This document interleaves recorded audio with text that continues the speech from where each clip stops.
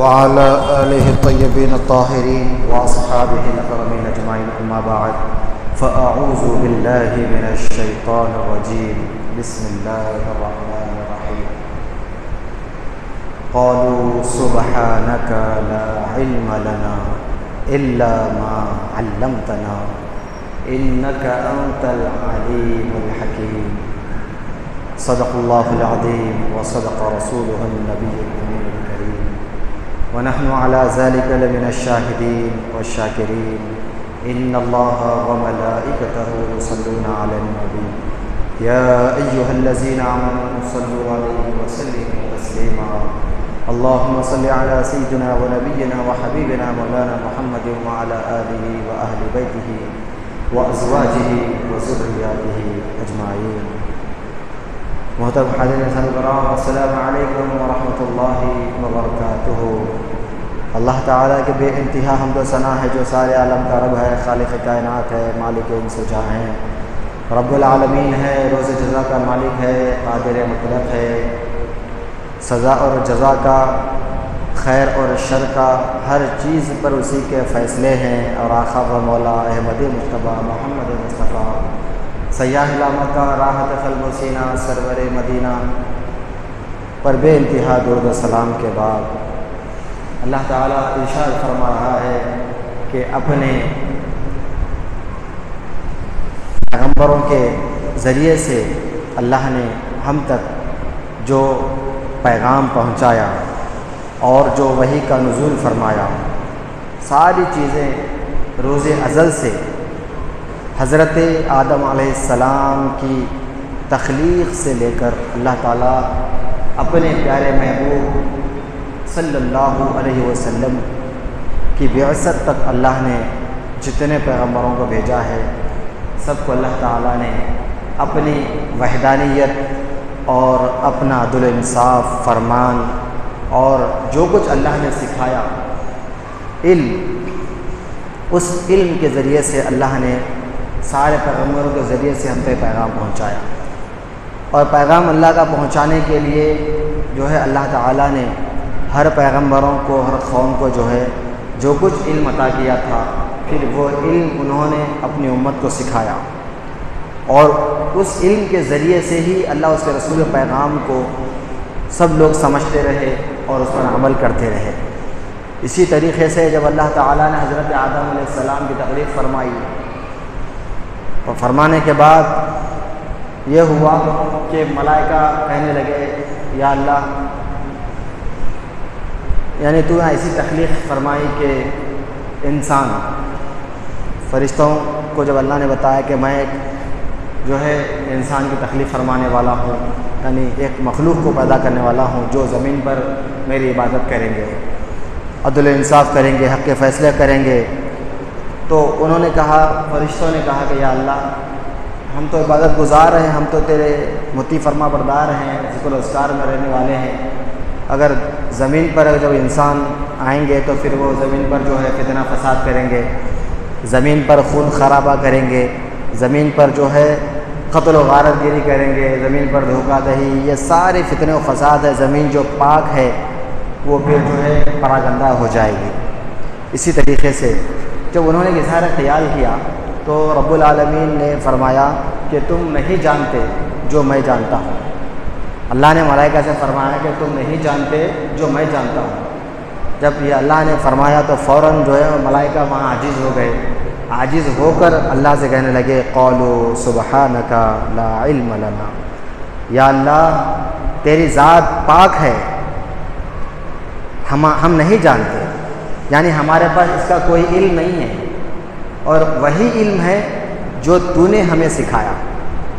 فرشتے کہنے لگے کہ جب اللہ نے کہا کہ اے فرشتوں میں جو جانتا ہوں وہ تم نہیں جانتے، تو فرشتے فوراً عاجز ہو گئے، اللہ کی بارگاہ میں سربت سجود ہو گئے، عاجز کہنے لگے قالوا سبحانک لا علم لنا، یا اللہ تیری ذات پاک ہے، تیری ذات پاک ہے، تو بے نیاز ہے، اور ہم نہیں جانتے، یعنی ہم نہیں جانتے، اور جتنا تو نے ہمیں سکھایا، جتنا تو نے ہمیں علم دیا، ہم اتنا ہی جانتے ہیں۔ تو پھر اللہ تعالیٰ حضرت آدم علیہ السلام کی تخلیق فرمائی، جو ہے سورۃ البقرہ میں قرآن کریم میں اللہ نے اس کا جو تسلسل ذکر فرمایا کہ اس کے بعد آپ کی تخلیق ہوئی، پھر آپ کے اندر جو ہے اللہ تعالیٰ نے اپنے پیارے نبی صلی اللہ علیہ وسلم کے نور کو داخل فرمایا، تخلیق ہوئی، سارے فرشتوں سے کہا گیا سجدہ تعظیمی کرو، سب سجدہ تعظیمی کرے۔ اس کے بعد پھر اسی طریقے سے شیطان لعین نے سجدہ نہیں کیا، وہ غرور تکبر کیا کہ میں ہوں، بہتر ہوں، میں ہوں، سب کچھ ہوں، ہاں یہ سب ساری چیزیں ہیں۔ تو یہ عاجز نہیں ہوا، اس کے اندر عاجزی میں ان کے ساری پیدا نہیں ہوئی۔ اور وہی دوسرے مقام پر دیکھیں کہ جب اللہ نے کہا کہ فرشتوں تم نہیں جانتے جو میں جانتا ہوں، جیسے ہی کہنا تھا کہ فرشتے عاجز کہنے لگے مولا بے شک تیری ذات پاک ہے، ہم نہیں جانتے، اور اتنا ہی جانتے ہیں جتنا تو نے ہمیں علم دیا ہے، علم سکھایا ہے۔ تو یہاں پر عاجزی، انکساری اور انانیت کے دو پہلو بھی قرآن کریم میں ہمارے پاس ظاہر ہو گئے، جس کو علماء، مفسرین، محدثین سب جو ہے واضح طور پر بیان فرماتے ہیں۔ اور ہمارے سامنے قرآن کھلی کتاب ہے، ہم اس میں غور کرنا ہے ہمیں، اور علماء کے پاس جا کر ان کی سنگت اختیار کر کے اس کو سمجھنا ہے، غور و فکر کرنا ہے، اور علم کبھی ختم ہونے والی شے نہیں۔ تو اسی طریقے سے جب اس کے بعد اللہ تعالیٰ نے علم کی اہمیت کو بتائی تو ملائکہ نے بھی اس کو تسلیم کیا، کہا کہ مولا جتنا تو نے ہمیں علم سکھایا اتنا ہی ہم جانتے ہیں، باقی کا ہم نہیں جانتے۔ تو اس کے بعد پھر اللہ تعالیٰ نے جو ہے آپ کو جو ہے تخلیق فرمائی، اس کے بعد پھر آپ کی جو ہے آپ دنیا میں بھیجے گئے، یہ سارا سلسلہ ہوا۔ تو اس کے بعد جب علم کی بات آئی تو حضرت حسن بصری رحمۃ اللہ علیہ جو علم کی اہمیت کو بتاتے ہوئے فرماتے ہیں کہ علم ایک ایسی شے ہے جس کے ذریعے سے انسان اعلیٰ سے اعلیٰ مقام پر پہنچ سکتا ہے، علم ہی وہ شے ہے۔ یعنی دولت سے، شہرت سے، ہر چیز سے بڑھ کر اللہ نے علم کے مقام کو رکھا ہے۔ علم اتنی بڑی شے، اور اللہ تعالیٰ نے علم کو ہی پسند فرمایا ہے۔ اسی طریقے سے جب اللہ تعالیٰ نے حضرت سلیمان علیہ السلام سے مخاطب ہو کر فرمایا کہ تمہیں کیا چاہیے، تو بادشاہت یا پھر آپ کو جو ہے دولت یا علم، تو حضرت سلیمان علیہ السلام نے اللہ سے دعا فرمائی کہ اللہ مجھے صرف علم چاہیے، قربان ہو جائے۔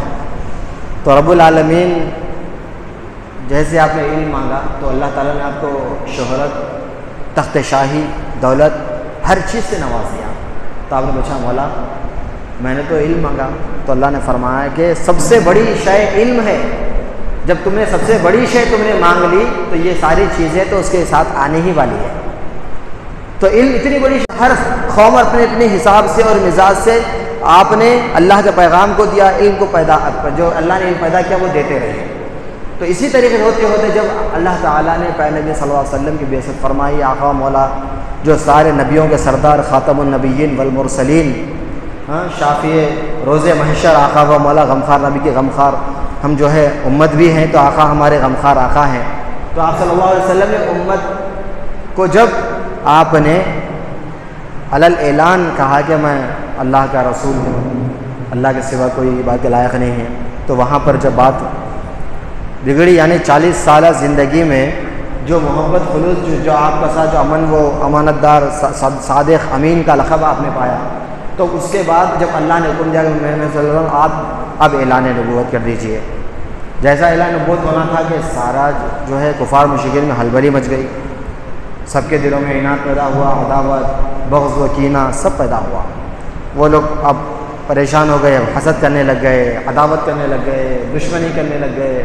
سرور انبیاء صلی اللہ علیہ وسلم جو ہمارے آقا و مولا ہیں، جن کے صدقے تو فلم اللہ نے ساری کائنات کو بنایا، تو آپ کے مخالف بن گئے۔ صرف آپ نے فرمایا اللہ وحدہ لا شریک ہے اور میں اللہ کا رسول ہوں، بس عبادت اللہ کی ہونا اور اللہ اس رسول کی اور اطاعت ہونا، ہماری اللہ اس رسول کی اطاعت ہونا، فرمانبرداری ہونا اور عبادت اللہ کی ہونا۔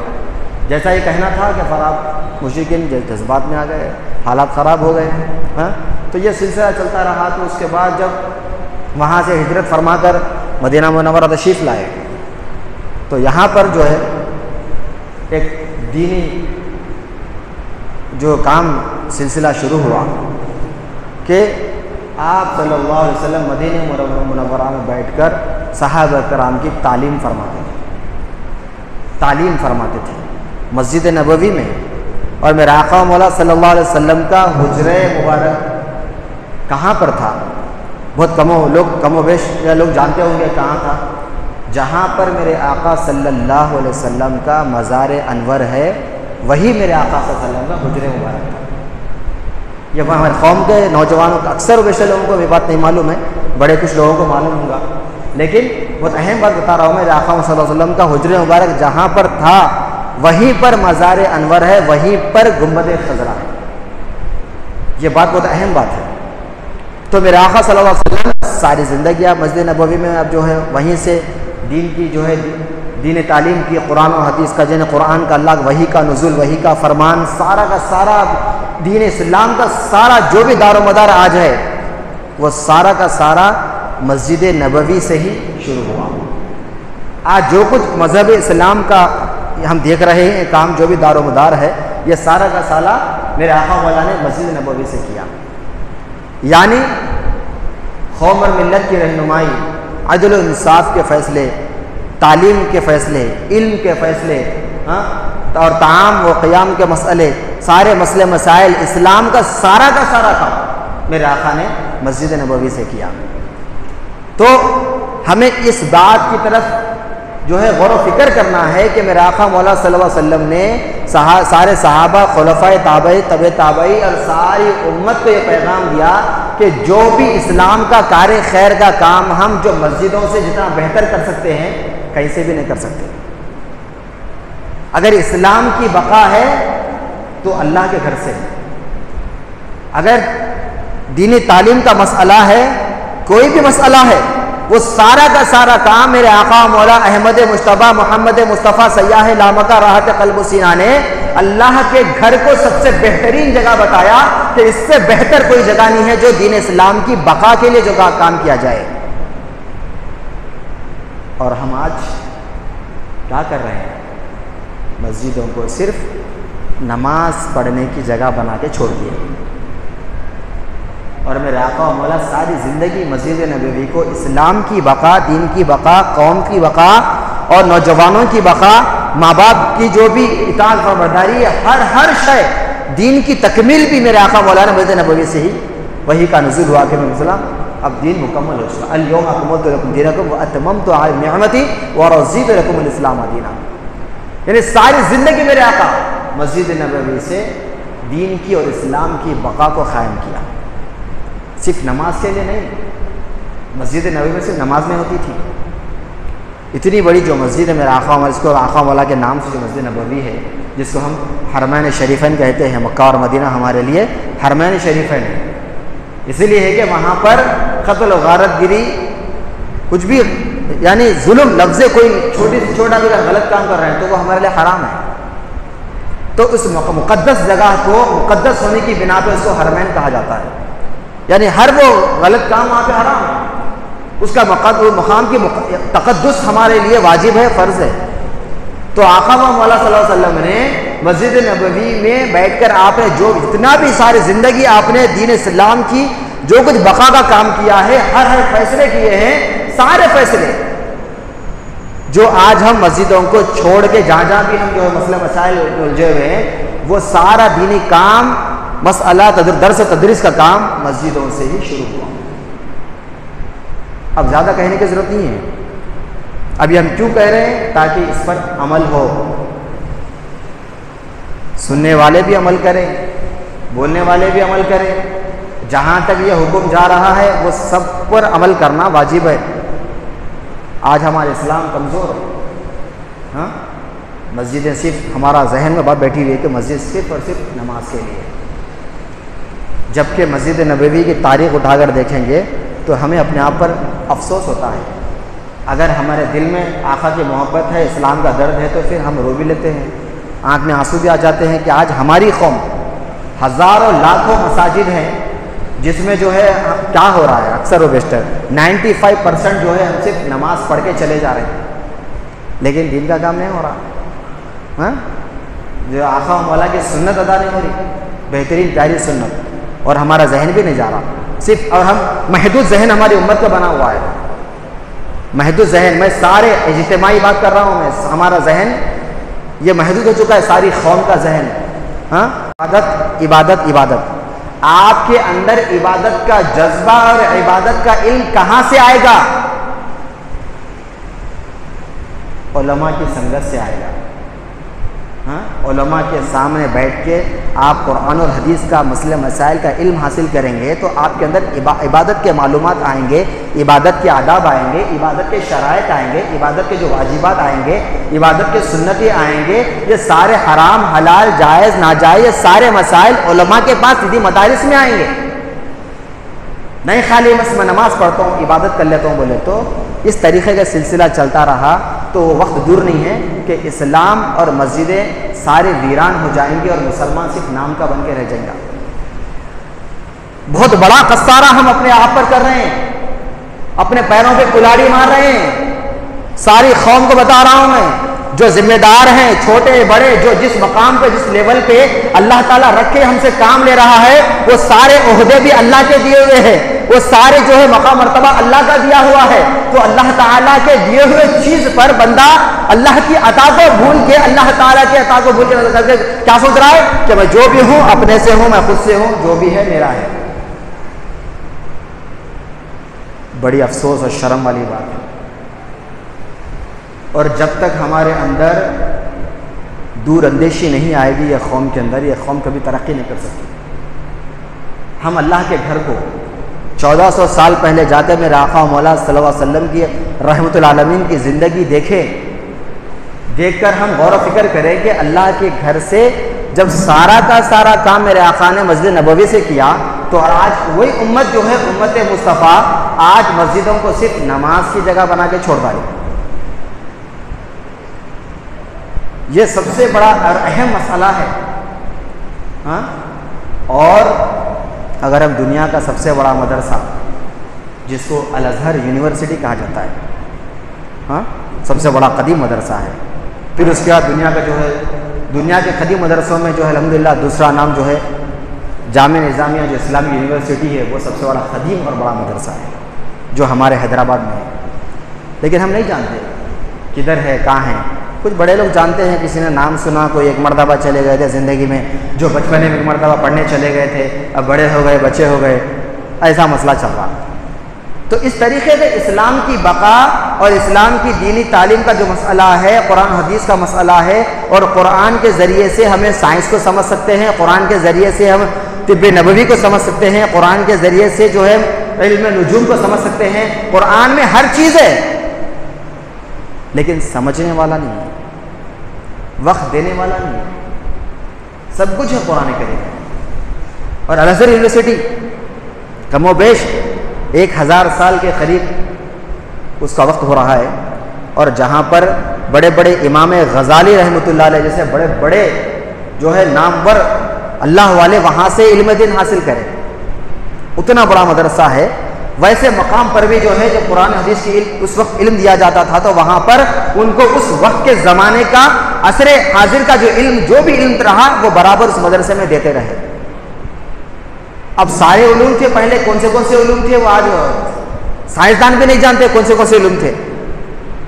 اب وہ علم تھا، وہ ہنر تھا، وہ قابلیت تھی، اسی لیے تو وہ لوگ جو ہے اس وقت کی بڑی بڑی عمارتیں بنا کر چلے گئے، جو آج تک جو ہے آج کا سائنسدان اس کے لیے پریشان ہے کہ وہ آخر کون سا علم تھا جو بغیر کسی میجرمنٹ کے جو ہے ہر چیز برابر ہے، ہر چیز برابر ہے. تو غور و فکر کرنے والی بات ہے کہ وہ علم تھا اس وقت، جو علم اس زمانے کے حساب سے اللہ نے وہ اس علم کو اٹھا لیا. اور ہم سمجھ رہے ہیں کہ آج کا علم جو ہے ہم ترقی یافتہ دور میں جی رہے ہیں، یہ ہماری غلط فہمی ہے. وہ علم، وہ ترقی یافتہ وہ دور تھا جو اللہ تعالیٰ اس زمانے کے حساب سے اس علم کو اور اس لوگوں کو جو ہے انہی کے ساتھ اس علم کو اللہ نے اٹھا لیا.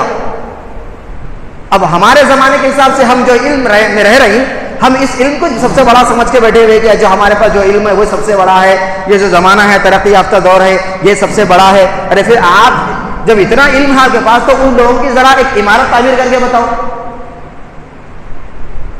وہ لوگ ایسے ہی بنا کے چلے گئے. ان کو جو ہے 15 سال 20 سال 22 سال اس طریقے سے وہ لوگ ساری زندگی کا ایک آدھا حصہ اس کی تعمیر میں لگا دیتے تھے. اس طریقے سے وہ لوگ تعمیرات کرتے تھے. اور پورا ہاتھ کا ہنر، کوئی مشین نہیں، ہاتھ کا ہنر اور ان کے ذہانت اور وہ علم اللہ نے جو انہیں دیا تھا، وہ علم کے ذریعے سے وہ لوگ ایسا کام کر چلے گئے کہ آج کے لوگ مشین رکھ کر بھی وہ کام نہیں کر سکتے۔ کیوں؟ کیونکہ ان کے پاس وہ علم تھا، جو ہم سمجھ رہے ہیں کہ نہیں علم عاجز ہے، ہاں ہمارا علم کچھ بھی نہیں ان کے سامنے۔ اب یہ زمانے کے حساب سے جو بھی علم ہم کر لے رہے ہیں، پڑھ لے رہے ہیں، یہ بس اپنی اپنی زندگی گزار لینے کے واسطے جو ہے ہم کر لے رہے ہیں، لیکن مقصد ہمارا یہ نہیں ہے۔ جو میرے آقا و مولا احمد مشتاق آقا مولا صلی اللہ علیہ وسلم نے مسجد نبوی میں بیٹھ کر جو دین کی بقا، اسلام کی بقا اور غربا کے مسئلے مسائل، بڑوں کے مسئلے مسائل، مالداروں کے مسائل، مالداروں کو زکوٰۃ دینے کے مسائل، غریبوں کو جو مستحق ہے ان کے زکوٰۃ لینے کے مسائل، ہاں اور مسجدوں کی بقا، دین کی بقا، اسلام کی بقا اور نوجوانوں کی جو ہماری نوجوان نسل ہے ان کی بقا، یہ سارے چیزیں، سارے مسائل آقا نے مسجد نبوی سے آپ نے شروع کیا۔ تو ساری مسجدیں جتنی بھی ہیں دنیا کی، اگر ہم صرف نماز کے لیے محدود کر رہے ہیں تو ہم سب سے بڑے خطا کار ہم ہیں۔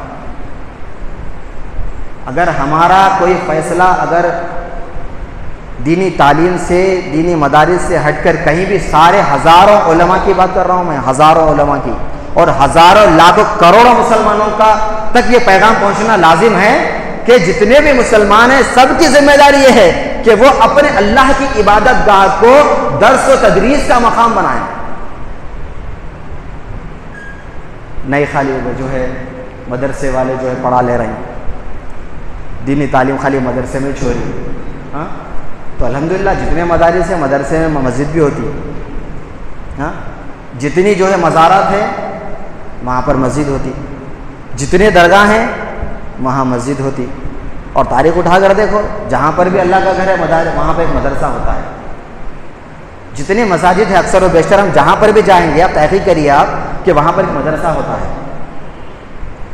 تو یہ سنت مصطفیٰ ہے، میرے آقا و مولا احمد مصطفیٰ صلی اللہ علیہ وسلم کی یہ جو ہے سنت ہے، پیاری سنت ہے جو اللہ کو پسند ہے، کہ دین تعلیم کا جو کام ہے یہ اللہ تعالیٰ خود چاہتا ہے کہ میرے بندے اگر تیرے پاس علم ہوگا تو عبادت کر سکیں گا، اگر تیرے پاس علم ہی نہیں ہے تو عبادت کیسا کریں گا میرے بندے؟ میرے پاس آ کر میرے مقام کو کیسا سمجھیں گا؟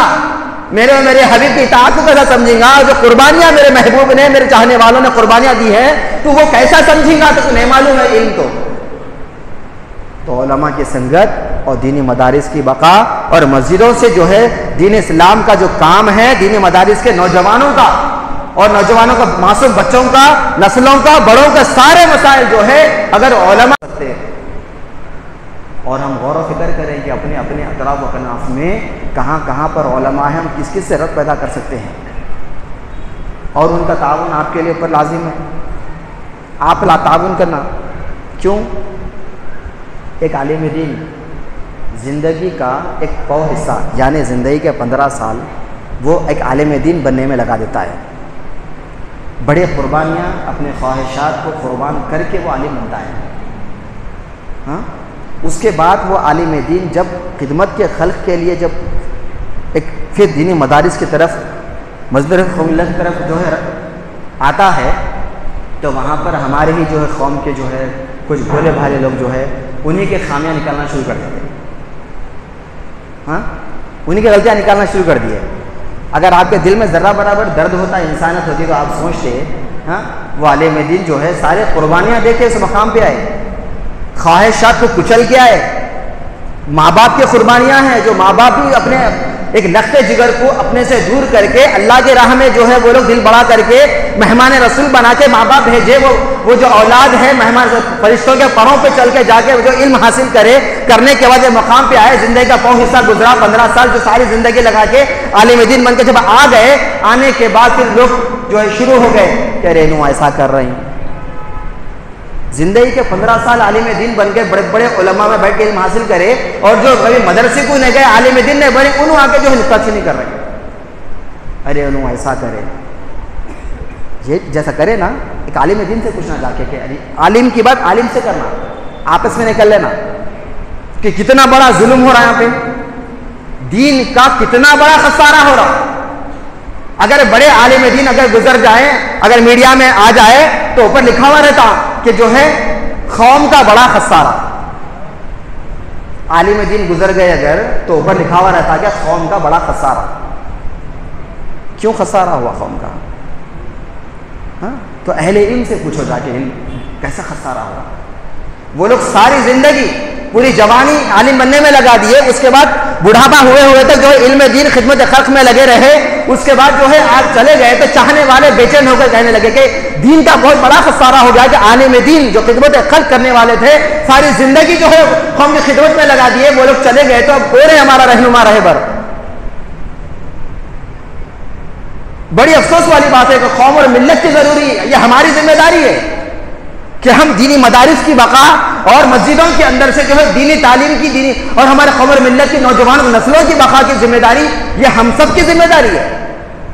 تو مسجدوں کو صرف نماز کی جگہ نہ بنائیں. جس طریقے سے مسجد نبوی سے کام شروع میں آقا نے کام کیا, آقا کا وہ سارا عمل سنت مصطفیٰ جو ہم پر واجب اور لازم ہے ساری امت پہ ہے. تو اس میں آگے آنا, آگے ہر پردے باہر غور و فکر کرنا کہ کس طریقے سے ہمیں جو ہے دین کی بقا کرنا ہے. دینی تعلیم کے لیے جو ہے آپ قرآن و حدیث کا علم نہیں, کچھ بھی نہیں.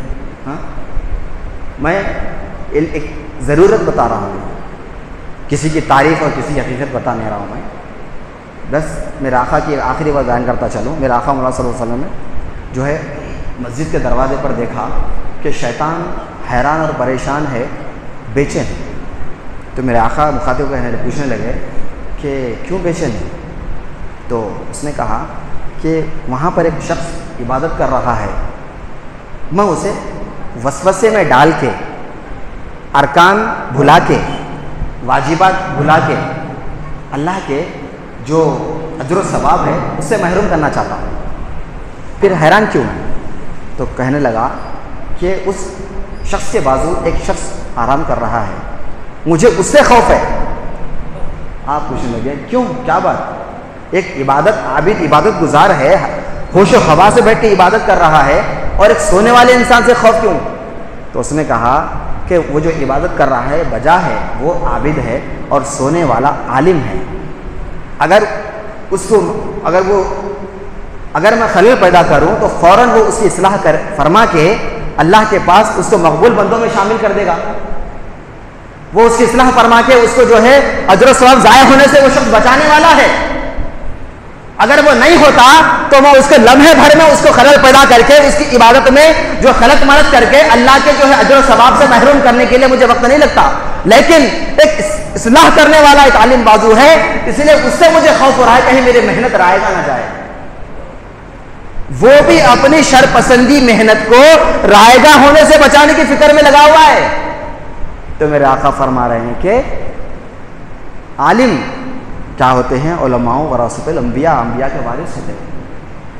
تو یہاں پر مقصد بولنا جو ہے, ہمارا مقصد کسی کو چھوٹا دکھانا بڑا دکھانا نہیں ہے. ہمارے بولنے سے کوئی چھوٹا بڑا نہیں ہوتا, بلکہ ہماری قوم کی جو لاپرواہی ہے, بہت بڑا ہم غلط کام کر رہے ہیں, سب کر رہے ہیں. اور نکتہ چینی تو ہمیں آپ کی بھی نہیں کرنا چاہیے, آپ کو ہماری نہیں کرنا چاہیے. لیکن ہم کیا کر رہے ہیں؟ علماء کی نکتہ چینی کر رہے ہیں, دین کی خدمت گزاروں کی نکتہ چینی کر رہی ہوں. بڑی افسوس والی بات ہے. لہٰذا ہم اللہ سے دعا کرتے ہیں کہ مالک جو ہے ہمارے اندر جو دین کا جذبہ پیدا فرمائے, مسجدوں کو آباد کرنے کے ساتھ ساتھ میرے مولا علماء کا احترام کرنے والے بنائیں, اور ہم نوجوان نسلوں کو یا اللہ دنیا کا کام نصیب فرمائیں. وما علینا الا البلاغ.